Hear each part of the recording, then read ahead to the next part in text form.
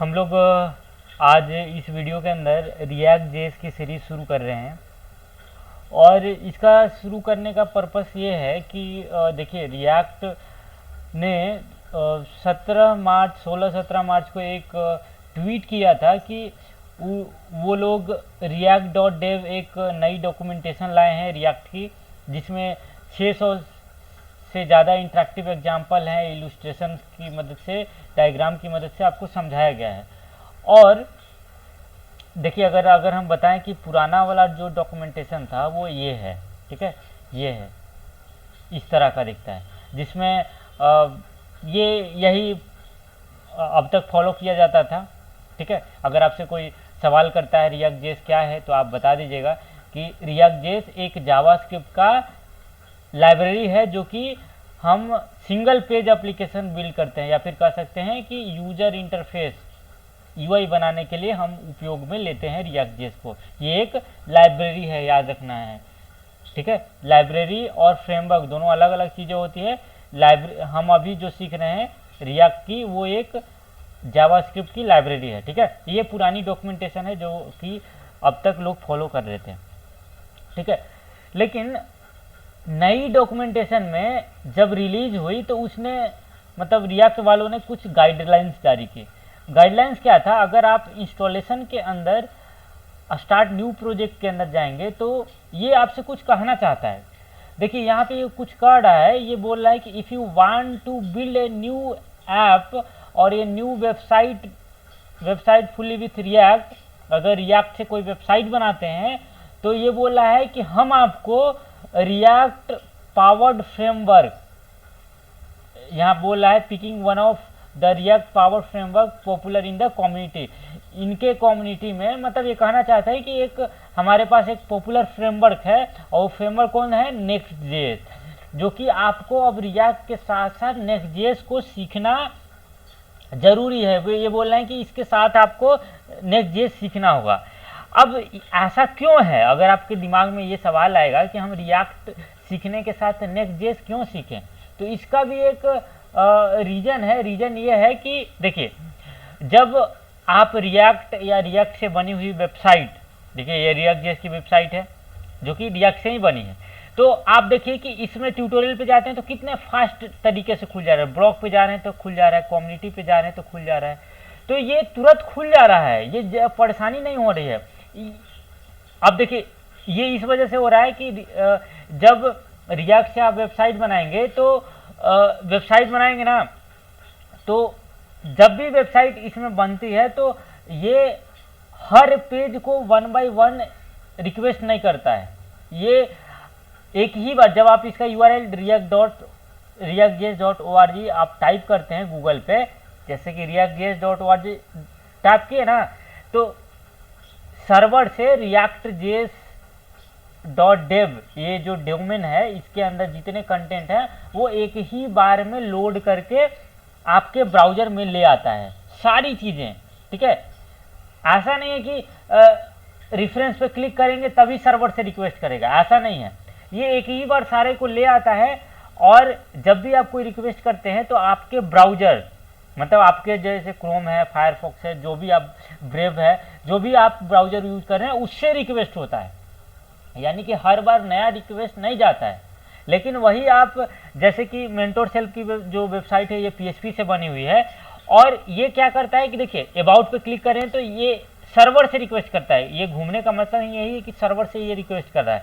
हर बार contact click करते हैं तो कॉन्टैक्ट सर्वर से रिक्वेस्ट करता है, फिर दिखाता है।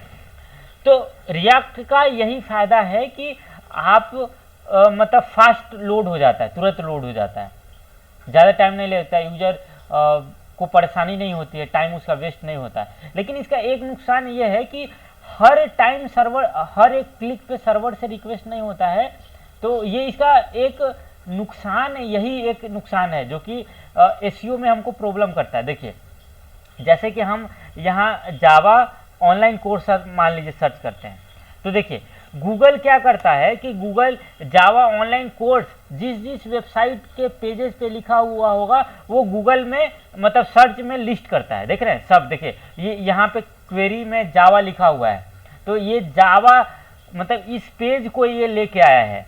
उसी तरह आप जिस पेज पे जाएंगे, जैसे इस पेज पे जावा रिलेटेड इंफॉर्मेशन डाली गई है, मतलब अलग पेज है। देखिए इस डोमेन पे ये पेज है और उस पेज पे जावा से रिलेटेड इंफॉर्मेशन है, तो वो उस पेज को लाता है। मतलब क्या करता है, गूगल का क्रॉलर जो है उस पेज को सिर्फ दिखा रहा है, ठीक है। तो मतलब हर एक पेज को वो मतलब सर्वर से खींच के ले आ रहा है ये। लेकिन रिएक्ट जेएस में तो ऐसा नहीं होता है, वो एक ही बार में सारा आ जाता है, हर क्लिक पे नहीं आता है। तो इस वजह से एसईओ में परेशानी होती है। तो इस वजह से एसईओ के नज़र से ध्यान में रखते हुए नेक्स्ट जेएस इसीलिए हम लोग सीखते हैं, ठीक है। और नेक्स्ट जेएस सीखने के लिए आपको कम से कम 60%, 50 to 60% रिएक्ट जेएस आनी चाहिए, तभी आप नेक्स्ट जेएस को सीख सकते हैं। तो हम लोग जितना ज़रूरी है नेक्स्ट जेएस सीखने के लिए, मतलब एक प्रोजेक्ट को हैंडल करने के लिए जितना आपको रिक्वायरमेंट होगा उसको हम कवर कर देंगे जल्दी में, ठीक है। ज़्यादा टाइम इसमें नहीं लगाएंगे, जल्दी में ही कवर करेंगे। तो देखिए अगर रिएक्ट जेएस को आपको कोड करना है तो आपको node.js.org के वेबसाइट पे जानी है और इसको डाउनलोड कर लेना है, ठीक है।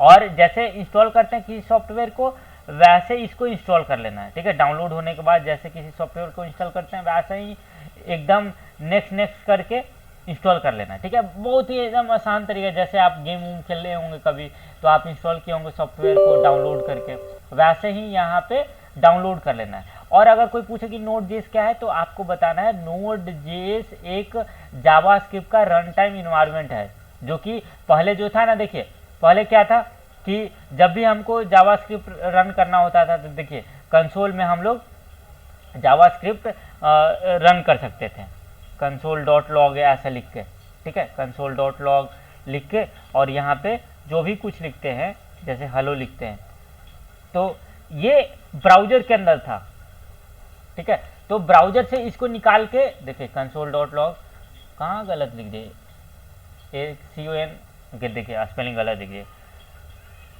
console.log, ठीक है। और जो भी आप यहाँ पे लिखते हैं ये तो सिंपल सा, हमको रिएक्ट पढ़ाना है, इससे कोई मतलब भी नहीं है, ठीक है।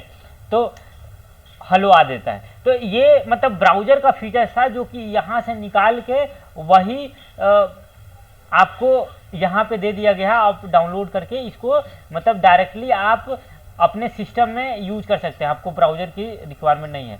तो ये एक तरह का सर्वर जैसा है जो कि आपको एक यूआरएल दे देता है और आपके अपने वेबसाइट को एकदम सर्वर जैसे यूआरएल से रन करते हैं ना, तो उसी तरह यहाँ भी रन कर सकते हैं, ठीक है। अब देखिए हमारा नोड.जेएस इंस्टॉल हुआ है कि नहीं, इसको कमांड प्रॉम्प्ट में आप चेक कर सकते हैं। यहाँ पे लिखेंगे node-v, ठीक है। तो ये वर्जन दिखा दिया कि 18 पॉइंट समथिंग डाउनलोड हुआ है, या फिर ये नहीं लिखना है तो node--- वर्जन भी लिख सकते हैं, ठीक है। दोनों कमांड है, दोनों में से कोई यूज कर सकते हैं। तो ये तो हुआ डाउनलोड करने का तरीका, ठीक है। अब देखिए अब हम बता देते हैं कि अब देखिए अगर आपको रिएक्ट जेएस को यूज करना है तो आपको अपने सिस्टम में ग्लोबली अगर आप रिएक्ट को डाउनलोड करना चाहते हैं तो वो भी कर सकते हैं, या फिर आप चाहते हैं कि सिर्फ एक जगह कहीं यूज करना है तो वो भी कर सकते हैं, ठीक है। दो तरीके हैं। तो हम क्या करते हैं कि पहला तरीका, हम चाहते हैं कि अपने सिस्टम में कहीं भी हम अपना रिएक्ट जेएस को यूज कर पाएँ। तो सबसे पहले लिखना है npm i-g। npm क्या है, देखिए npm एक वेबसाइट है, npm एक वेबसाइट है जहाँ पे जावास्क्रिप्ट के जितनी सारी लाइब्रेरी है वो इसी वेबसाइट पे रखी हुई है, ठीक है। और यहीं से डाउनलोड होता है, ठीक है। पैकेज लाइब्रेरी आप फ्रेमवर्क जो भी है वो इस वेबसाइट पे है, और इस वेबसाइट से npm i-g और क्रिएट रिएक्ट ऐप, यहाँ पे हम लिखेंगे क्रिएट रिएक्ट ऐप। तो वो देखिए npm का मतलब है नोड पैकेज मैनेजर, यानी कि ये वेबसाइट जो है सारे पैकेज को मैनेज करता है और उसको हम ग्लोबली अपने सिस्टम में इंस्टॉल कर रहे हैं। यही बस यहाँ पे हम लिखे हैं और कुछ नहीं लिखे हैं। तो ये क्या करेगा कि हमारे लोकल स्टोरेज के अंदर ये डाल देगा, ठीक है। ये लोकल स्टोरेज के अंदर डल गया। ये कमांड डालने से आपके सिस्टम में रिएक्ट जेएस को आप यूज कर पाएंगे अपने सिस्टम में कहीं भी, इसका यही मतलब है। आप इसको ना भी लिखना चाहते हैं तो डायरेक्ट आप ये लिखेंगे, ठीक है। लेकिन इसके बाद ये लिखने के बाद आपको ये लिखना है npx क्रिएट, ठीक है, npx क्रिएट रिएक्ट ऐप, ठीक है, रिएक्ट ऐप, और आप अपने ऐप का नाम यहाँ पे लिखना है, ठीक है, ये बात ध्यान रखना है। तो देखिए हम क्या करने वाले हैं कि हम जो रिएक्ट ऐप क्रिएट करने वाले हैं, जो कि जिसमें रिएक्ट का कोड करेंगे, वो चाहते हैं ना कि वो हमारा कोड डेस्कटॉप पे हो, ठीक है, डेस्कटॉप पे है, यहाँ पे हम चाहते हैं। हमारे पास 2 फाइलें हैं पहले से रिएक्ट की, उसको डिलीट करना था, हमको याद नहीं था डिलीट करना, तो इसको डिलीट कर देते हैं, ठीक है, इसको भूल जाइएगा, ठीक है, यही हम ठीक है, ये हमको, ठीक है। चलिए हम जो काम कर रहे थे, हम बता रहे हैं कि देखिए अभी हम क्या करने वाले हैं कि हम डेस्कटॉप पे एक रिएक्ट ऐप क्रिएट करने वाले हैं, और उस ऐप का नाम कुछ भी आप रख सकते हैं। देखिए डेस्कटॉप पे हम क्रिएट करने वाले हैं, तो कमांड प्रॉम्प्ट में आपको लिखना है cd डेस्कटॉप, ठीक है, cd डेस्कटॉप लिखना है। cd डेस्कटॉप का मतलब है कि चेंज डायरेक्टरी, हम अभिषेक वाले फोल्डर, सी ड्राइव के अभिषेक वाले फोल्डर में थे और उससे हम डेस्कटॉप वाले फोल्डर में आ गए हैं। अब डेस्कटॉप वाले फोल्डर में हमको अपना रिएक्ट ऐप क्रिएट करना है, तो इस बार आपको लिखना है npx, क्या लिखना है, क्रिएट रिएक्ट ऐप, और आपके रिएक्ट ऐप का यहाँ पे नाम लिखना है। तो हम लिखते हैं कुछ भी नाम रख सकते हैं, जो भी आपको माई, यहाँ पे प्रोजेक्ट का नाम रख देते हैं माई रिएक्ट प्रोजेक्ट, ठीक है, नाम कुछ भी रख सकते हैं, ठीक है, नाम में कोई बाउंडेशन नहीं है, ठीक है। सबसे पहले ये कमांड लिखना है, अगर ये नहीं लिखना चाहते हैं ऊपर वाला कमांड, तो आप डायरेक्ट नीचे वाला ही लिख के काम कर सकते हैं, लेकिन आप इसको लिखिए। इसका मतलब है कि आपके सिस्टम में ग्लोबली आपका रिएक्ट ऐप मतलब रिएक्ट जेएस को आप यूज कर सकते हैं कहीं भी। और इस कमांड का मतलब है कि हम डेस्कटॉप पे एक फोल्डर बना के, डेस्कटॉप पे यानी कि सी ड्राइव में हम अपना रिएक्ट का प्रोजेक्ट क्रिएट कर रहे हैं, ठीक है, यही कहना चाह रहे हैं, ठीक है, और कुछ भी नहीं है, ठीक है, ये ध्यान रखिएगा, ठीक है। npm और npx में कभी कभी इंटरव्यू में पूछा जाएगा, तो बता दीजिएगा कि npm, देखिए पूछ सकता है कोई, तो चलिए इसको दुविधा को दूरी कर देते हैं। देखिए npm जब हम लिखते हैं, npm का मतलब है, ठीक है, ये हमारा npm है, ठीक है, npm, तो ये क्या करता है कि इंटरनेट से जब भी आप npm i-g लिखते हैं, तो वो इंटरनेट से रिएक्ट को डाउनलोड करके आपके, ठीक है, आपके लोकल स्टोरेज, आपके लोकल स्टोरेज में ले आता है, ठीक है, स्टोरेज में ले आता है npm। और उसके बाद जब आप npx लिखते हैं, फिर क्या लिखते हैं आप, npx, यहाँ पे npx क्रिएट रिएक्ट ऐप, उस ऐप का नाम लिखे ना, और उसके बाद आप उसको किसी भी ड्राइव में यूज कर सकते हैं, ठीक है, उसको किसी भी ड्राइव में यूज कर सकते हैं, यहाँ पे ड्राइव, हाँ, किसी भी आप अपने कंप्यूटर के ड्राइव में यूज कर सकते हैं। तो ये है कि जब आप npm क्या लिखते हैं, याद है अभी लिखे थे npm i-g और क्रिएट रिएक्ट ऐप, ठीक है, ठीक है। तो ये पूरा होता है, npm नोड पैकेज मैनेजर से रिएक्ट डाउनलोड होता है, लोकल स्टोरेज में चला जाता है, और उसके बाद npx क्रिएट रिएक्ट ऐप, और जिस मतलब रिएक्ट का प्रोजेक्ट क्रिएट करना है तो लिखते हैं, तो वो आपके ड्राइव में क्रिएट हो जाता है। तो ये तरीका है। या फिर डायरेक्ट आप क्या कर सकते हैं, जैसे npm लिखते हैं तो npx लिखते हैं, ठीक है, ये नहीं लिखना है तो डायरेक्ट npx लिखिए। तो ये क्या करता है कि जैसे ही ये कमांड npx वाला चालू करेंगे, ये इंटरनेट से डाउनलोड करके डायरेक्टली आपके ड्राइव में आ जाएगा, ठीक है, ड्राइव में आ जाएगा, आपके डायरेक्टली ड्राइव में आ जाएगा। यानी कि यहाँ पे सिर्फ 2 स्टेप में काम चल जा रहा है, ठीक है, यहाँ पे सिर्फ 2 स्टेप में काम चलता है, यहाँ पे 3 स्टेप होता है, बस यही अंतर है बस, ठीक है, ये ध्यान रखिए। देखिए ये हमारा रिएक्ट हैप्पी हैकिंग लिख दिया, यानी कि हमारा रिएक्ट ऐप क्रिएट हो गया है डेस्कटॉप पे। देखते हैं डेस्कटॉप पे कहाँ है, ये देखिए माई रिएक्ट ऐप ये क्रिएट हुआ है। अब इस पर टैप करेंगे तो इसमें बहुत सारे फोल्डर होते हैं, ठीक है, तो आपको इसको रन करना है, कैसा दिख रहा है, तो यहाँ पे टैप करेंगे, देखिए इस वाले ये यहाँ पे टैप करेंगे और इन सबको डिलीट करके यहाँ पे CMD लिखिए।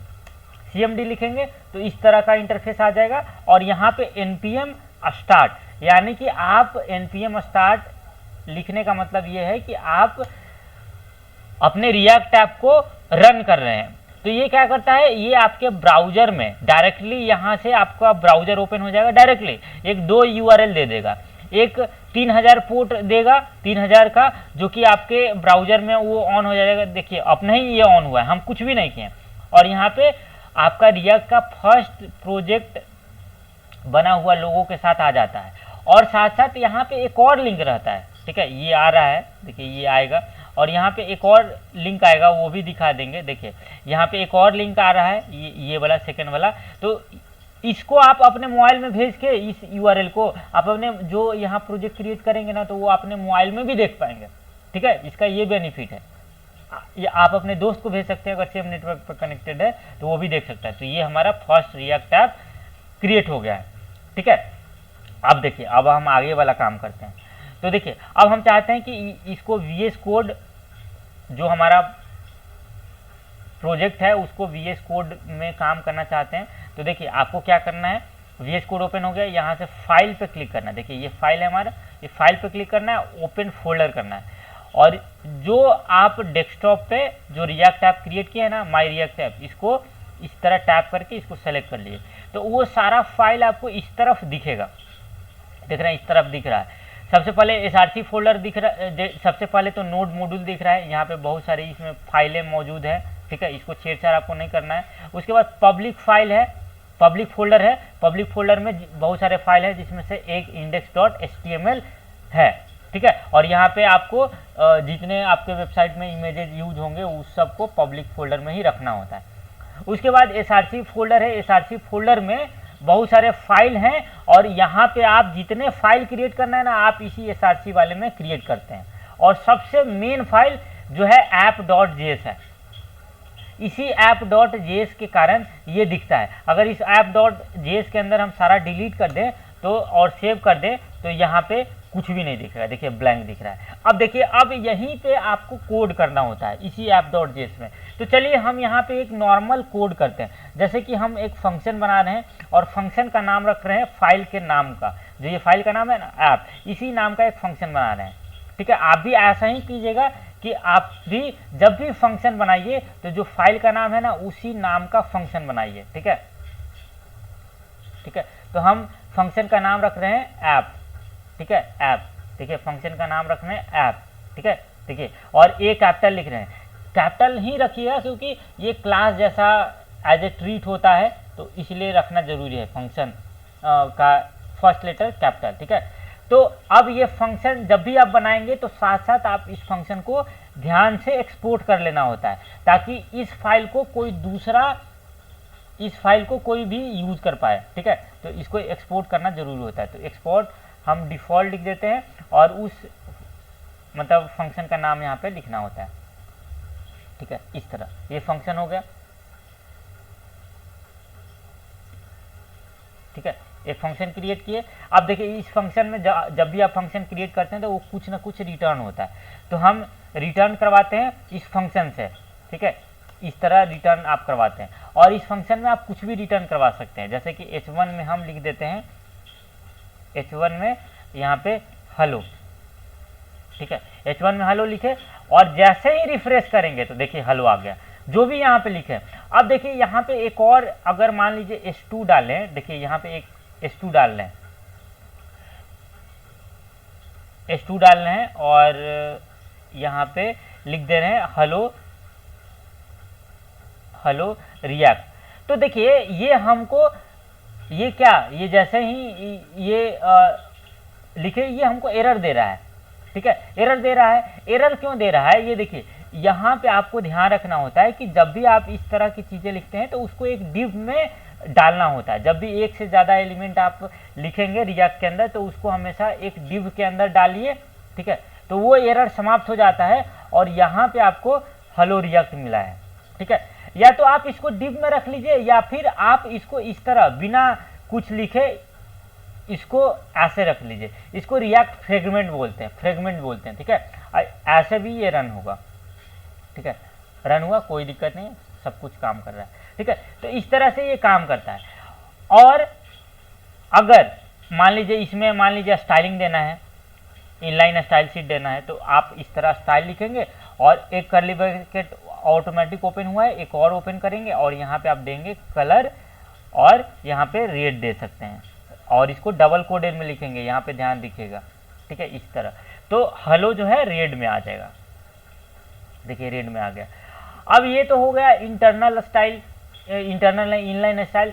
अब आप चाहते हैं कि हम एक्सटर्नल स्टाइल शीट करें एक फाइल बना के, तो वो भी कर सकते हैं। तो देखिए एसआरसी के अंदर हमेशा देखिए जब भी फाइल बनाएंगे एसआरसी के अंदर ही बनाएंगे। तो यहाँ पे एक फाइल बनाते हैं style.css और हम चाहते हैं कि इस app.js में इसको एक क्लास दे देते हैं, ठीक है, इसको एक क्लास देते हैं। और जब भी यहाँ पे क्लास लिखते हैं ना तो नॉर्मल हम लोग CSS में HTML के अंदर क्लास और इक्वल टू उस क्लास का नाम दे देते हैं, लेकिन यहाँ पे क्लास नेम लिखना होता है। और क्लास का देखिए C स्मॉल है, नेम का N कैपिटल है, तो यहाँ पे इस तरह लिखेंगे, ठीक है, क्लास नेम लिखेंगे। और आईडी देना है तो आईडी बस लिखेंगे, ठीक है, वहाँ पे आईडी नेम नहीं होता है, ध्यान रखिएगा इस बात को, ठीक है। तो क्लास नेम हम दे देते हैं इसको ब्लू नहीं, कुछ फर्स्ट दे देते हैं, चलिए फर्स्ट दे देते हैं, ठीक है। ये क्लास नेम फर्स्ट लिखे। अब हम फर्स्ट को इसको सेलेक्ट करके style.css में इंटरनल स्टाइल शीट लगाने वाले हैं। तो देखिए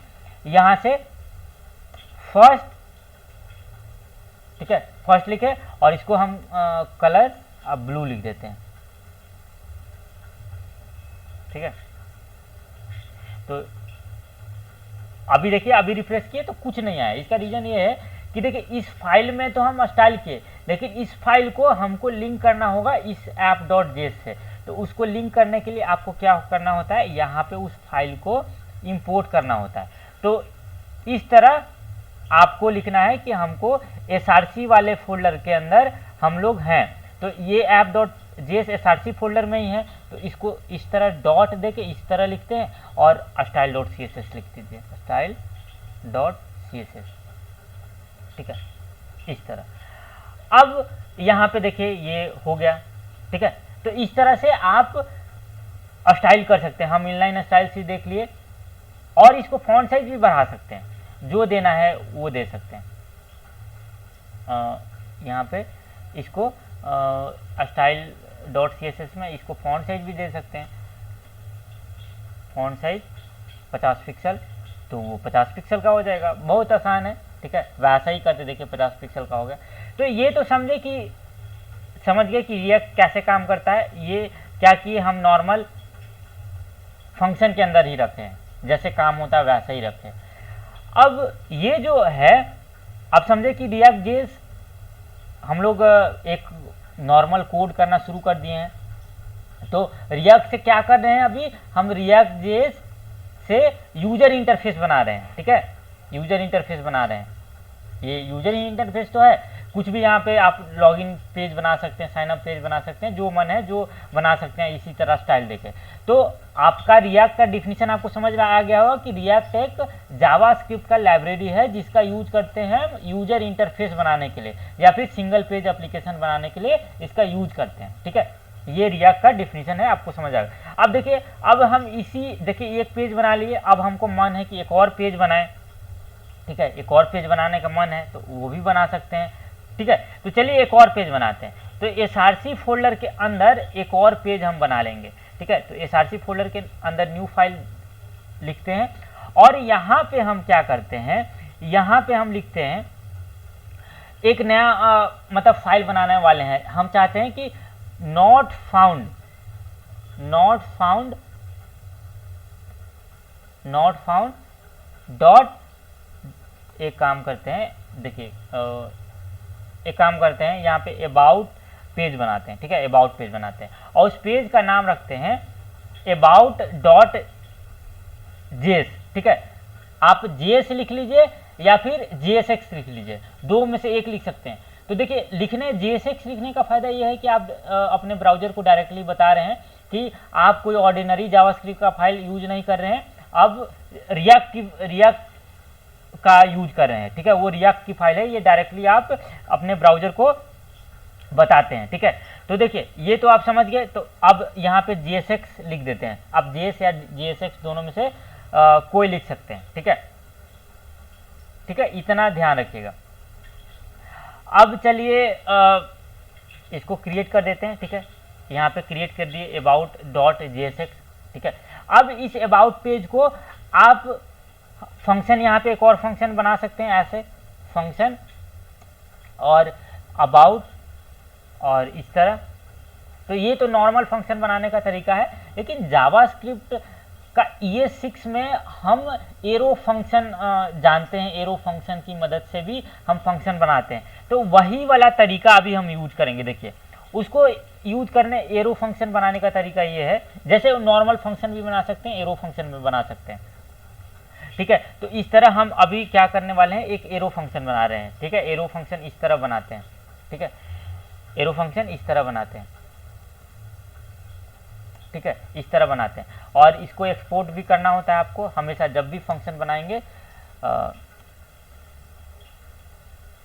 एक्सपोर्ट और यहाँ पे डिफ़ॉल्ट। जब भी हम देखिए, जब भी हम कोई भी फंक्शन बनाएंगे उसको एक्सपोर्ट जरूर करेंगे, ताकि उसको कोई और फाइल, देखिए अभी हम app.js के अंदर इस फाइल को यूज करेंगे, ठीक है। तो देखिए एक्सपोर्ट इसीलिए लिखना होता है। अब इसके अंदर कुछ रिटर्न करा रहे हैं, रिटर्न और रिटर्न में इस तरह आपको लिखना होता है। और यहाँ पे हम लिख देते हैं HTML के अंदर लिख देते हैं दिस इज अबाउट पेज, ठीक है, इस तरह आपको लिखना है और इसको सेव कर दीजिए।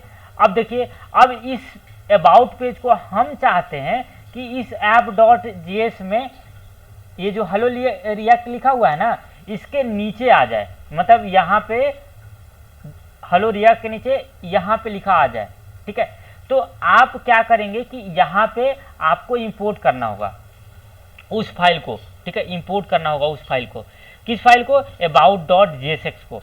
तो आप वैसे ही इंपोर्ट लिखे, इंपोर्ट, और इस बार क्या करेंगे कि आप ऐसे, जैसे कि यहाँ पे जैसे style.css को इंपोर्ट किए थे, वैसे ही आप about.jsx, देखिए about को आप इस तरह इंपोर्ट कर सकते हैं और यहाँ पे उस फाइल को यहाँ पे डालना है। तो आपको डायरेक्ट इस तरह about और इस तरह आप लिख सकते हैं, ठीक है, इस तरह लिख सकते हैं। लेकिन ठीक है, लेकिन ये देखिए ये रन नहीं हुआ, ठीक है, रन नहीं हुआ। इसको ऐसे ना लिख के हम एक और तरीके से लिखते हैं। देखिए यहाँ पे आपको एक वेरिएबल बनाना होता है कि हम क्या कर रहे हैं कि यहाँ पे अबाउट अस,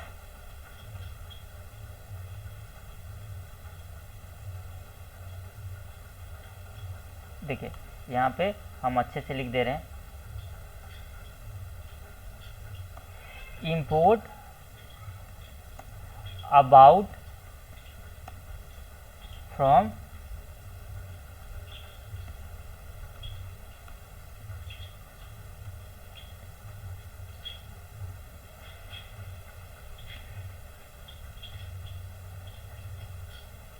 देखिए इस फाइल को हम इंपोर्ट किए हैं। देखिए यहाँ पे आ गए दिस इज अबाउट पेज। यहाँ पे लिखने का क्या है कि हम क्या किए हैं, अबाउट वाले पेज को इंपोर्ट किए हैं। अबाउट ये एक वेरिएबल की तरह है, जैसे कि यहाँ पे अगर अबाउट अस लिख रहे हैं ना, तो यहाँ पे आपको अबाउट अस लिखना होगा, ठीक है, यहाँ पे अबाउट अस लिखना होगा, तभी आएगा। जैसे कि यहाँ पे रिफ्रेश किए, यहाँ पे रिफ्रेश कर दिए तो ये अबाउट पेज आ गया। अगर हम यहाँ पे कुछ भी देखिए यहाँ पे ध्यान रखिए कि ये एक वेरिएबल की तरह ट्रीट हो रहा है। ये फाइल जो है इस वाले वेरिएबल के अंदर आ जाता है और इसी वेरिएबल को यहाँ पे कॉल करते हैं, ठीक है, और इसको पहले बंद नहीं करते हैं, लास्ट में बंद करते हैं, ठीक है। तो इस तरह ये पेज कॉल हो जाता है, ठीक है। ये समझ गए कि ये इस तरह काम करता है। इसी तरह और भी फाइल बना सकते हैं, जैसे कि यहाँ पे हम कॉन्टेक्ट का फाइल बना रहे हैं, तो यहाँ पे लिखते हैं कॉन्टेक्ट.jsx लिख रहे हैं, और यहाँ पे मान लीजिए आपको लाइन बाय लाइन नहीं लिखना है तो RAFCE डायरेक्ट लिखेंगे ना, तो वो सारा वो ऑटोमेटिक लिख के दे देता है। और यहाँ पे आप कुछ भी लिख लीजिए, दिस इज कॉन्टैक्ट पेज, ठीक है। और इसका देखिए, इसको सेव किया, और एक बेनिफिट ये है कि RAFCE लिखने से ये तो आ गया। अब यहाँ पे जैसे उस तरह इंपोर्ट किए थे, इंपोर्ट क्या हम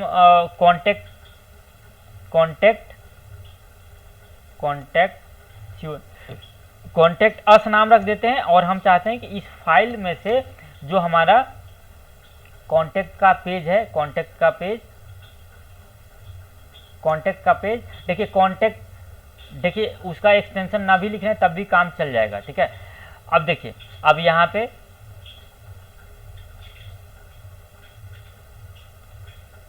इस तरह लिख के, और यहाँ पे देखिए, यहाँ पे कुछ contact us was not found, देखिए कॉन्टेक्ट कहाँ पे लिखे हैं, शायद नहीं बनाए क्या, कॉन्टेक्ट अस लिखना है। आप एक चीज ध्यान रखिएगा कि जैसे कि अभी देखिए ये हमको कंफ्यूजन होने लगा, ये बोल रहा है error app.js default import contact us was not found contact में हमको कॉन्टेक्ट अस मिला ही नहीं, ठीक है।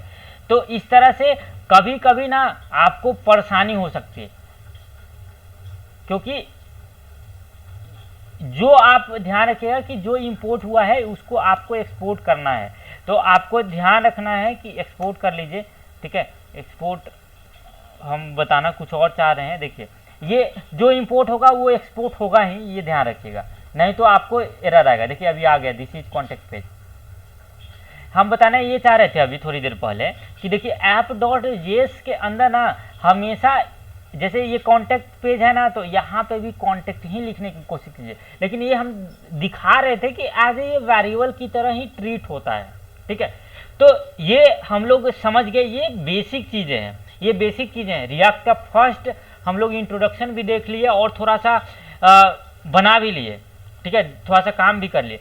अब हम ये तो इनलाइन स्टाइल शीट हम लोग देखे, इंटरनल इनलाइन स्टाइल शीट देखे और एक एक्सटर्नल स्टाइल शीट देखे। अब हम एक और चीज़ देखेंगे कि देखिए जब भी आप स्टाइलिंग करते हैं ना, तो नॉर्मली अभी इंडस्ट्री में CSS यूज नहीं करते हैं, ठीक है। रिएक्ट आप यूज कर रहे हैं तो आपको टेलविन CSS आपसे यूज करवाएंगे, टेलविन CSS ये आपको आनी ही चाहिए, टेलविन CSS। जैसे बूटस्ट्रैप एक CSS फ्रेमवर्क है ना, उसी तरह से टेलविन CSS भी एक CSS, ठीक है, ये भी एक फ्रेमवर्क है जिसका हम जैसे CSS में कस्टमाइजेशन का ज़्यादा ऑप्शन नहीं है, लेकिन इसमें ज़्यादा ऑप्शन है। उसके बाद मटेरियलाइज UI है, ठीक है, ये भी है, ठीक है। इसको भी ये देखिए, ये दोनों मोस्टली यूज होता है। और एक और है एंड डिजाइन, कभी भी कोई एंड डिजाइन, ठीक है, एक ये भी है, ठीक है। तो ये तीनों रिएक्ट के लिए मोस्ट पॉपुलर फ्रेमवर्क है, स्टाइल के लिए यूज होता है। तो देखिए सबका आपको ये आए या ना आए, या एंड डिजाइन आए या नहीं आए, एंड डिजाइन आए या नहीं आए, आपको टेलविन कम से कम आना चाहिए, ठीक है, ये तो आना ही चाहिए। और ये ज़्यादा यूट्यूब पे 1 घंटे की वीडियो है, आपको CSS आता है तो इसको सीखने में तो आपको 1 घंटे 1.5 घंटे लगेंगे, ज़्यादा नहीं, ठीक है। जैसे कि अगर इसको कैसे यूज करेंगे ये भी एक स्टेप है, उसको बता दे रहे हैं। देखिए सबसे पहले गेट स्टार्टेड पे क्लिक करना है और फ्रेमवर्क गाइड पे क्लिक करना है, और इसमें दिया गया है कि कैसे क्रिएट रिएक्ट ऐप में यूज करेंगे। तो देखिए यहाँ पे देखिए इस वाले सबसे पहले रिएक्ट ऐप आपको क्रिएट करना है, जो कि हम क्रिएट कर चुके हैं। उसके बाद ये बताया गया है कि CD और माई प्रोजेक्ट, मतलब उस प्रोजेक्ट में चले जाना है जो प्रोजेक्ट क्रिएट किए हैं, और उसके बाद आपको ये वाला कमांड डालना है, ठीक है, ये दोनों कमांड। तो हम क्या करते हैं ना, ये दोनों कमांड को कॉपी कर लेते हैं और इसको हम कमांड प्रॉम्प्ट पे आके, देखिए कमांड प्रॉम्प्ट पे आके हमको कंट्रोल सी करके और हमको इसको पेस्ट कर देना हो। लेकिन हम चाहते हैं कि बार बार कमांड प्रॉम्प्ट क्यों ओपन करें, हम क्या करते हैं कि इस बार यहीं पे हम अपना टर्मिनल ओपन कर लेंगे। देखिए टर्मिनल ओपन करने के लिए इस तरह टर्मिनल पे क्लिक करके ओपन टर्मिनल कर सकते हैं, या फिर हमारे पास एक और बेहतरीन ऑप्शन है जो कि हम आपको बता रहे हैं। देखिए कंट्रोल के साथ बैकटिक यहाँ पे एक ऑप्शन होता है, कंट्रोल के साथ ये वाला सिंबल, देखिए कौन सा सिंबल की हम बात करें, नोटपैड में हम जाते हैं, नोटपैड में थोड़ा सा हम आपका दिखा देते हैं। देखिए कंट्रोल के साथ फॉर्मेट, थोड़ा फॉन्ट बड़ा करके आपको दिखा देंगे तो थोड़ा ज़्यादा अच्छा होगा, ठीक है, 36 करके दिखा दे रहे हैं। देखिए कंट्रोल के साथ CTRL प्लस कंट्रोल के साथ ये वाला सिंबल अगर आप यूज करते हैं, ये सिंबल, ठीक है, तो डायरेक्ट टर्मिनल ओपन हो जाता है, ठीक है, डायरेक्ट टर्मिनल। जैसे अभी हम टर्मिनल कट कर रहे हैं यहाँ से, कंट्रोल और वो बैकटिक जो है उसको प्रेस करेंगे ना तो यहाँ पे आ जाता है और आप उसी प्रोजेक्ट में रहते हैं। देखिए माई रिएक्ट ऐप है, माई रिएक्ट ऐप प्रोजेक्ट है, उसी में हैं, ठीक है, तो आपको डायरेक्टली चेंज करने की भी ज़रूरत नहीं है। तो यहाँ से आप इसको कॉपी कर लीजिए, ठीक है, कॉपी कर लीजिए और कमांड प्रॉम्प्ट वाला जो सिस्टम है सारा को कट कर दीजिए, ठीक है, क्योंकि अभी हमको इसको यूज नहीं करना है। अब हम डायरेक्ट VS कोड का टर्मिनल ही यूज करेंगे और इसको पेस्ट कर दीजिए और एंटर कर दीजिए। तो ये क्या करेगा, ये हमको टेलविन CSS डाउनलोड करके दे देगा, ठीक है, डाउनलोड करके दे देगा, ठीक है, इंटरनेट से। तो ये डाउनलोड हो रहा है, देखिए ये डाउनलोड होना शुरू कर रहा है, ये देखिए ये डाउनलोड हो गया, ठीक है, ये डाउनलोड हो गया, अभी लिख देगा नीचे और थोड़ा देर में, देखिए डाउनलोड हो गया। और देखिए यहाँ पे एक package.json फाइल होता है, इसमें आपको बता भी देता है। देखिए package.json फाइल, कभी कोई पूछो क्या है तो बताइएगा कि ये हमारे रिएक्ट ऐप जो क्रिएट करते हैं उसके सारे इन्फॉर्मेशन को मैनेज करता है। जैसे एक हेड ऑफिस होता है ना जो कि सारे ऑफिसों को कंट्रोल करता है, तो उसी तरह से ये हेड ऑफिस है, इस तरह आप समझिए। उसके बाद हमारे पास एक टेलविन config.js मिलता है, इसमें हमको ये नीचे का कंटेंट जो है ना, देखिए टेलविन config.css यहाँ लिखा है, इसमें ये वाला चीज आपको कॉपी करके और यहाँ पे जाके इसमें एंटर करके पेस्ट कर देना है, ठीक है, ये पेस्ट कर देना है, ठीक है, इतना आपको याद रखना है कि इसको पेस्ट कर देना है और सेव कर देना है।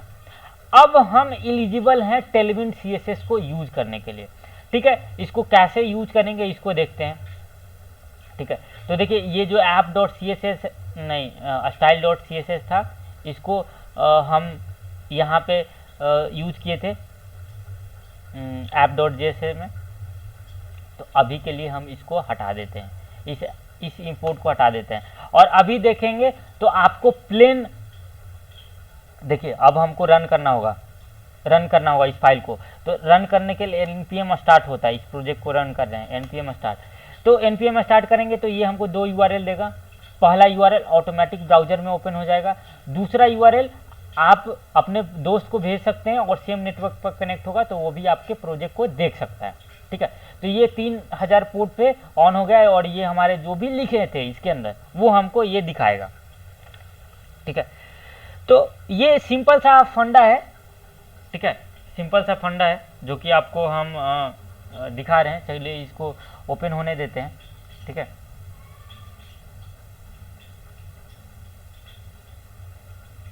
ठीक है, ये सारा आ गया। अब हम आगे चलते हैं, ठीक है, ये सारा आ गया। अब देखिए ये हमारा इनलाइन CSS हेलो वाला किए थे, इनलाइन CSS उसको भी हम हटा देते हैं, देखिए यहाँ पे हटा देते हैं,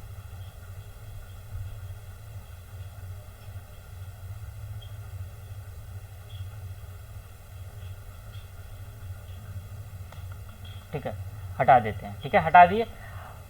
अभी हमको कुछ नहीं दिखेगा,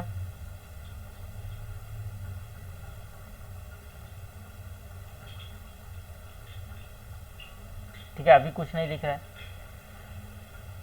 अब देखिए अब हम टेलविन CSS यूज करेंगे। हम चाहते हैं हलो का कलर चेंज हो, तो टेलविन CSS की वेबसाइट पे जाइए और यहाँ सर्च कीजिए कलर। देखिए कलर, देखिए टेक्स्ट कलर पे हम क्लिक कर रहे हैं अभी, और देखिए हमारे पास कलर के लिए बहुत सारे हैं कलर। देखिए यहाँ पे आपको यहाँ से देखिए, देख रहे ब्लू के लिए ज़्यादा ब्लू, कम ब्लू, ये सब जितना वेट देंगे ना उस अनुसार देखिए यहाँ पे एग्जांपल में दिखाया गया है कि अगर सबसे लास्ट वाला यूज करेंगे क्लास तो इतना होगा, ये थोड़ा सा कम ब्लू होगा। इसी तरह से ये सारे एग्जांपल की मदद से ये दिखाया है। देखिए कलर का इसके पास बहुत सारे ऑप्शन है, देख रहे हैं ये सारे। अगर ग्रे लिखेंगे तो ये होगा, देखिए यहाँ पे दिखाया है कि इस तरह दिखेगा। तो हम कोई नीचे और जाते हैं, थोड़ा रेड वाला में कोई सा ले लेते हैं, या फिर ग्रीन वाला ले लेते हैं, कोई भी ले लेंगे, अभी देख लेते हैं और कौन सा है। चलिए इसका ले लेते हैं, देखिए ये वाला टेक्स्ट पिंक, ये हम यूज करेंगे। ठीक है, ठीक है, कोई सा यूज कर सकते हैं आप। यहाँ पे देखिए ना, यहाँ पे ये दिया है। ठीक है, देखिए 100 लिखेंगे तो ये पूरा दिखेगा, 75 लिखेंगे कम, थोड़ा सा कम दिखेगा, 50, ये सब इस तरह दिया है। तो आपको इसको कुछ करना नहीं है, यहाँ पे आपको क्लास लिखना है और यहाँ पे इसको पेस्ट कर देना है। ठीक है, और जैसे ही आप रिफ्रेश करेंगे, इसको जैसे ही रिफ्रेश करेंगे, ये आया नहीं, यहाँ पे हम कुछ मिस्टेक कर दिए हैं। ठीक है, तो हाँ, तो यहाँ पे आप चलिए देते हैं। तो देखिए ये हमारा एक और चीज़ हम यहाँ पे छोड़ दिए हैं। एक और चीज़ इंपोर्ट करना होता था, जो कि हम आपको बताते हैं। देखिए एक और चीज़ छोड़ दिए हैं, जैसे कि यहाँ पे लिखते हैं, टेलविन के वेबसाइट पे जाते हैं और देखिए एक चीज़ इंपोर्ट करना होता था जो कि हम छूट गया किसी वजह से, नीचे और स्क्रॉल करना था, 3 चीज़ इंपोर्ट करना होता है। देखिए हम इस वेबसाइट पे जा गए, मतलब जिस पे ये सारा काम किए थे ना, वहाँ पे आपको एक चीज़ और करना था, ये तीनों को आपको डालना था। ठीक है, इन तीनों को आपको डालना था। ठीक है, index.js में, index.css में, इसमें। ठीक है, तो ये सबसे ऊपर डालना था। ठीक है, इसको सबसे ऊपर डालना था यहाँ पे, और इन सब का तो कोई अभी हम यूज करने वाले नहीं हैं। ठीक है, तो इनको हम डिलीट कर दे रहे हैं। ठीक है, और अभी अगर हम इसको ओपन करें तो ये देखिए, ये हमारा हेलो देख रहे हैं, ये आ गया है। ये देखिए ये सबका स्टाइलिंग चेंज हो चुका है। ठीक है, तो इसी तरह आप यूज कर सकते हैं। अब देखिए, अब हम फॉन्ट साइज थोड़ा बढ़ा देते हैं। तो यहाँ पे सर्च करना है आपको, कुछ मालूम जरूरी नहीं है कि होना चाहिए। जैसे कि फॉन्ट साइज हम लेना चाहते हैं, तो फॉन्ट साइज में देखिए टेक्स्ट LG करेंगे तो इतना आएगा। देखिए टेक्स्ट LG में क्या क्या प्रॉपर्टी है, यहाँ पे सब दिखा हुआ है। फॉन्ट साइज इतना, फॉन्ट हाइट इतना होगा। तो चलिए इसको यूज करके देखते हैं। तो आपको कहाँ यूज करना है, आपको app.js में जाना है और यहाँ पे डाल दीजिए। ठीक है, और जब आप इसको रिफ्रेश करेंगे यहाँ पे, तो देखिए ये बड़ा हुआ, थोड़ा सा बड़ा हुआ।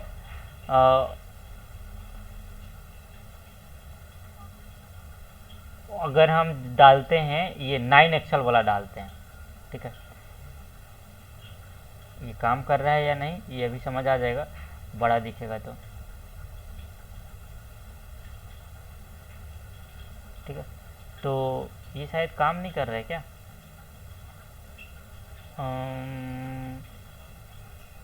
ये शायद ये वर्क नहीं कर रहा है, शायद स्पेलिंग हम मिस्टेक कर दिए हैं।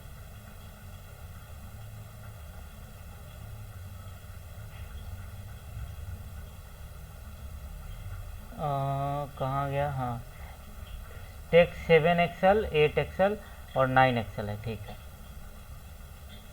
चलिए अब उसमें चेंज कर देते हैं यही चीज़, LG यहाँ पे लिख दिए थे ना, इसीलिए एक्सेल लिखना था।